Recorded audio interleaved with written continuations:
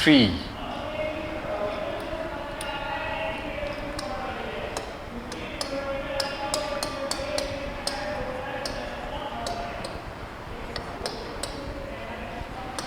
Nuclear power plant का flow diagram.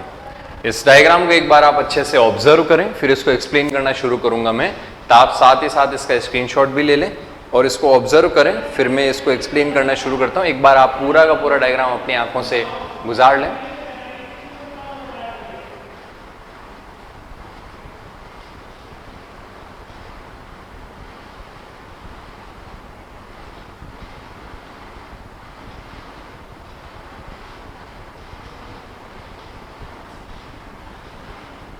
हो गया? चलिए लेट्स सी। ये आपका न्यूक्लियर रिएक्टर है पूरा का पूरा, जो ये डोम बना हुआ है, डोम शेप है, ये पूरा रिएक्टर है। पूरे न्यूक्लियर पावर प्लांट में सबसे महंगी डिवाइस बस ये इकलौती होती है। इवन आप ये समझ लीजिए कि ये अकेला इतना महंगा है कि इसके एवज में थर्मल पावर प्लांट बन सकता है पूरा, केवल इस अकेले के कंपैरिजन के अंदर। सबसे महंगा या सबसे हाईएस्ट कैपिटल कॉस्ट अगर किसी पावर प्लांट की है तो वो है आपका न्यूक्लियर पावर प्लांट, जिसकी कैपिटल कॉस्ट सबसे हाईएस्ट होती है।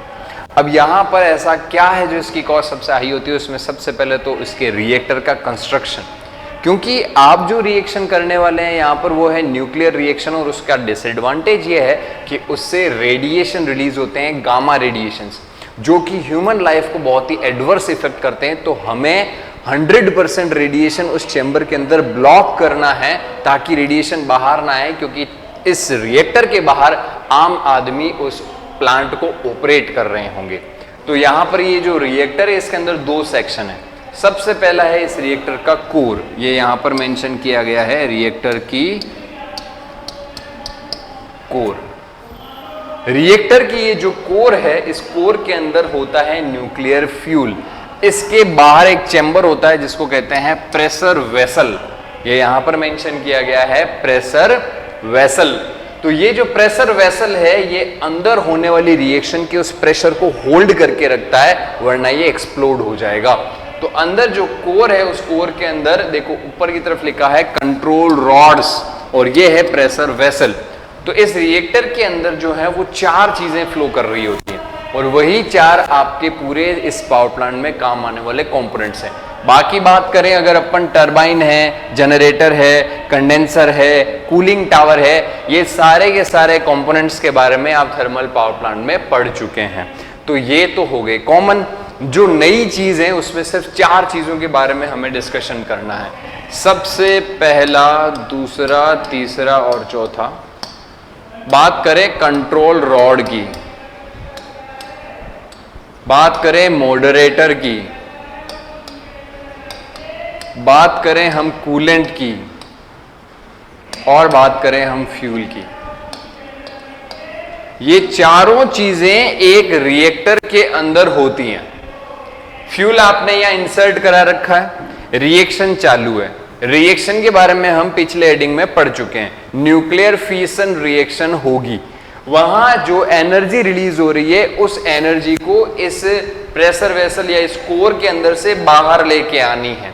तो सबसे पहले हम वर्किंग डिस्कस करते हैं कूलेंट की, कि कूलेंट का काम क्या है। देखो यहां पर आपको दो एरो दिखाई दे रहे होंगे, एक अंदर की तरफ जा रहा है, दूसरा बाहर की तरफ आ रहा है। ये आपका जो सेक्शन है, ये जो वाटर पंप लगा है, ये आपका सेक्शन किस चीज को कैरी कर रहा है? ये आपका कैरी कर रहा है कूलेंट को। ये जो आपको प्रोसेस दिख रही है, इस प्रोसेस में यहां पर क्या सर्कुलेट कर रहा है? कूलेंट। कूलेंट का काम क्या है? कूलेंट अंदर जाएगा, यहां पर जितनी भी हीट प्रोड्यूस हुई है उसे एब्जॉर्ब करेगा और यहां से आ जाएगा बाहर। यानी ये तो है कोल्ड कूलेंट, और ये है आपका हॉट कूलेंट। रेड कलर इसीलिए बना रखा। हॉट कूलेंट आता है आपके इस चेंबर में, इस चेंबर का नाम है स्टीम जनरेटर, या फिर आप इसे एक और नाम से भी बुला सकते हो जिसका नाम है heat exchanger. Heat exchanger. Heat exchanger का काम क्या है? हीट का आदान प्रदान करना। यहां ये जो कूलेंट अंदर से हीट समेट करके लाया है, ये काम करती है पानी को स्टीम में कन्वर्ट करने के लिए। तो यहां पर आपके इस जगह ये देखो, ये जो एरो दिखाई दे रहा है ये किसका है? यहां पर स्टीम का मेंशन किया हुआ है। ये क्या है? स्टीम। जो भाप है वो यहां पर इस कूलेंट की हीट की वजह से प्रोड्यूस हुई है। ये यहां पर देखिए नीचे इस तरफ एरो जो बना हुआ है, ये क्या है आपका वाटर। पानी अंदर जाएगा हीट एक्सचेंजर के अंदर, हीट एक्सचेंजर से हीट एक्सचेंज करेगा, पानी कन्वर्ट हो जाएगा स्टीम में और स्टीम चली जाएगी सीधी किसमें, टरबाइन में। टरबाइन किससे कपल्ड है, जनरेटर से। टरबाइन रोटेट होगा, जनरेटर में इलेक्ट्रोमैकेनिकल एनर्जी कन्वर्जन होगा और इस जनरेटर से आपने ये देखो ट्रांसमिशन लाइन अटैच कर रखी है, ये स्टेप अप ट्रांसफार्मर। वो अंडरस्टूड सी बात है कि स्टेप अप ट्रांसफार्मर कनेक्टेड होगा, स्टेप अप करके हम ट्रांसमिशन कर देंगे। ये प्रोसेस ट्रांसमिशन सेगमेंट की है।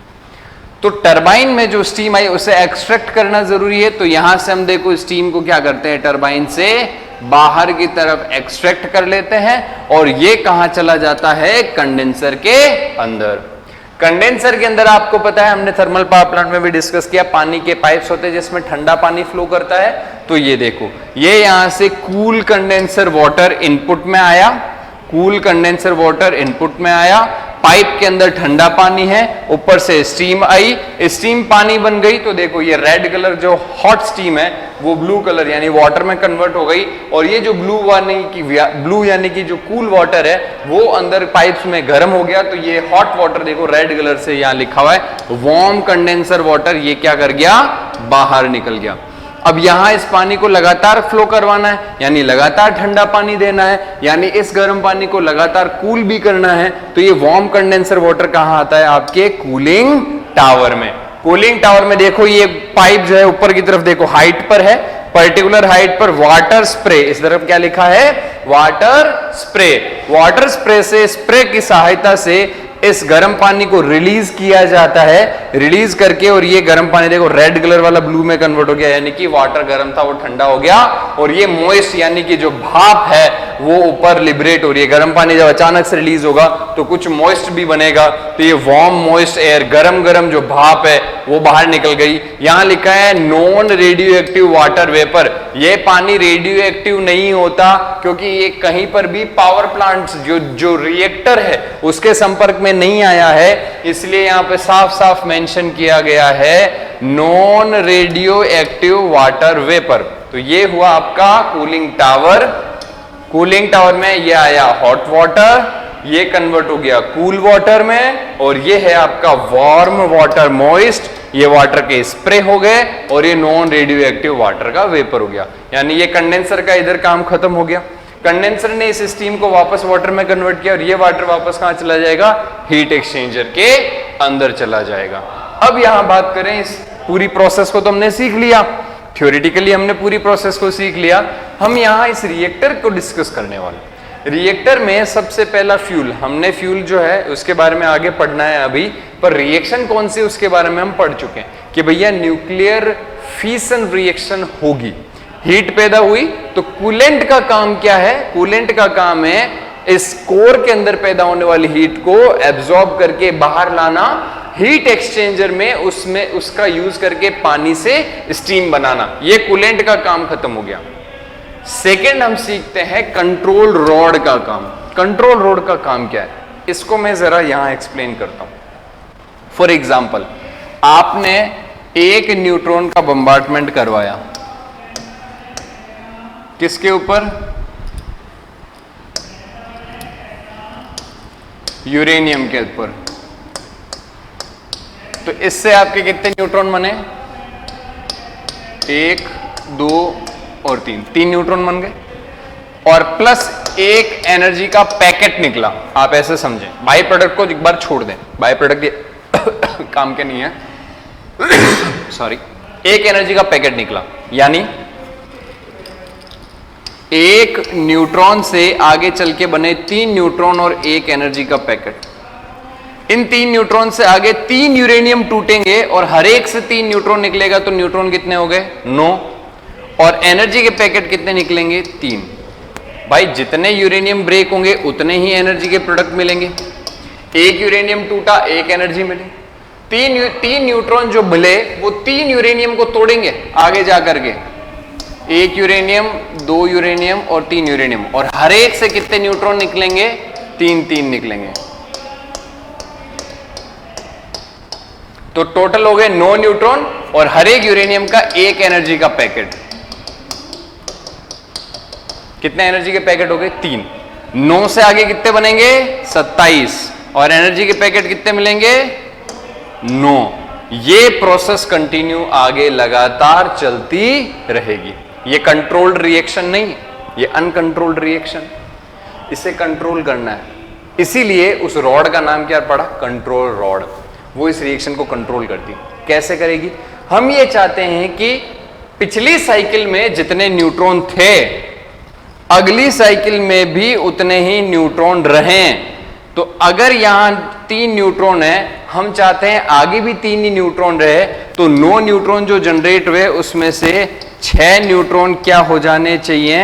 एब्जॉर्ब हो जाने चाहिए। और ये काम कौन करेगा? आपकी कंट्रोल रॉड्स करती हैं।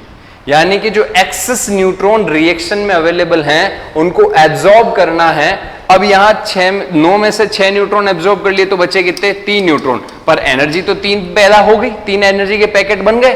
पर होगा ये कि ये जो 3 न्यूट्रॉन हैं इसके अंदर बचे हुए,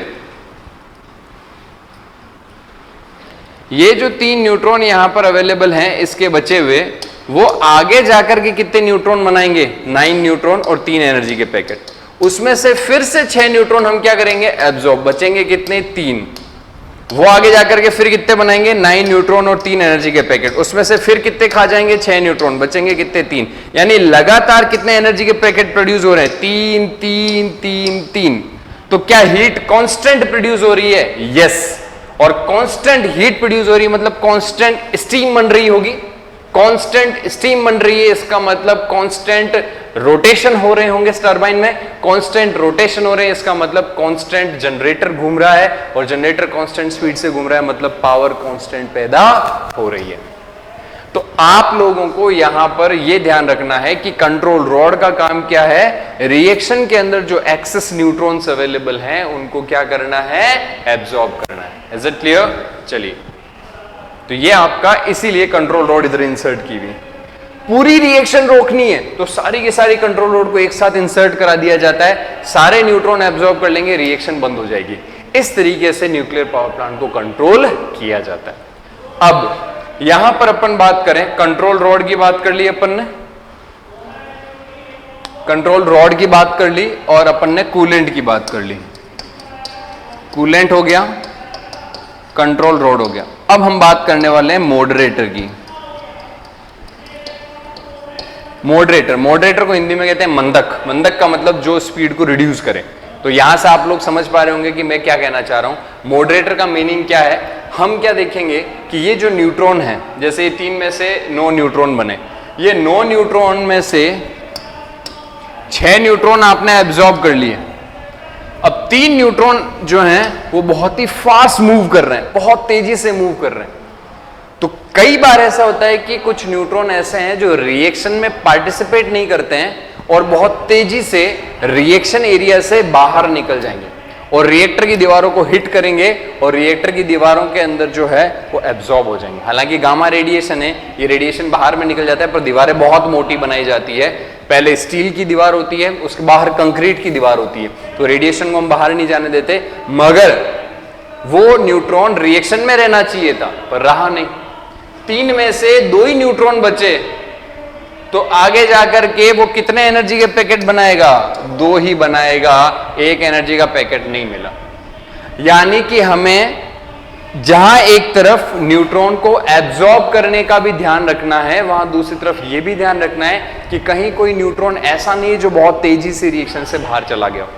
तो हमें कुछ ऐसा वहां पर इंसर्ट करके रखना पड़ता है जो न्यूट्रॉन की वेलोसिटी या स्पीड को क्या रखे? कम रखे। और इसीलिए हम यूज करते हैं मॉडरेटर। तो ये क्या करता है? स्लो डाउन करता है। किसको?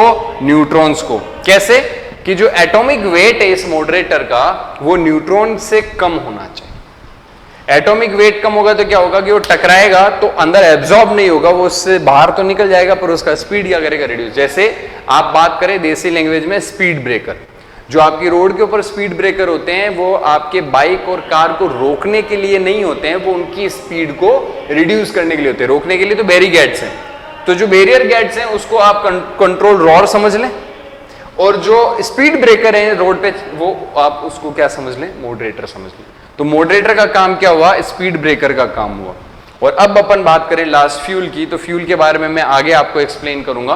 तो यहां पर इस कंप्लीट न्यूक्लियर पावर प्लांट के फ्लो डायग्राम के अंदर हम हर एक कंपोनेंट को डिस्कस कर चुके हैं। सबसे पहले हम बात करें तो हम कोर को डिस्कस किए। कोर के अंदर जो है वो जो न्यूक्लियर रिएक्शन है वो चल रही है। Nuclear reaction nuclear fission reaction है। इसको कंट्रोल करने के लिए कंट्रोल रॉड यूज करते हैं। यहाँ हीट को एब्जॉर्ब करके बाहर निकालने के लिए कूलेंट यूज करते हैं। हीट एक्सचेंजर कूलेंट की हीट को पानी से स्टीम में कन्वर्ट करने के लिए यूज की जाती है। फ्यूल नेचुरल या एनरिच्ड दो तरीके का यूज होता है जो अपन आगे डिस्कस करेंगे। मॉडरेटर इस पूरी रिएक्शन के अंदर न्यूट्रॉन की गति को मेंटेन या फिर रिड्यूस करके रखने के लिए काम में लिया जाता है। तो आप चाहें तो इस स्लाइड का जो मैंने एक्सप्लेन किया है उसका स्क्रीनशॉट ले सकते हैं। यहाँ पे ट्रांसफार्मर के लिए मैंने बनाया था।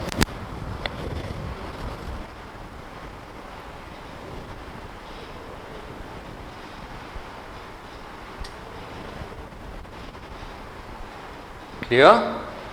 चलिए। If you really like the video, hit the like button, share the video, comment on our video and subscribe to our YouTube channel and press the bell icon for the latest updates. Thank you.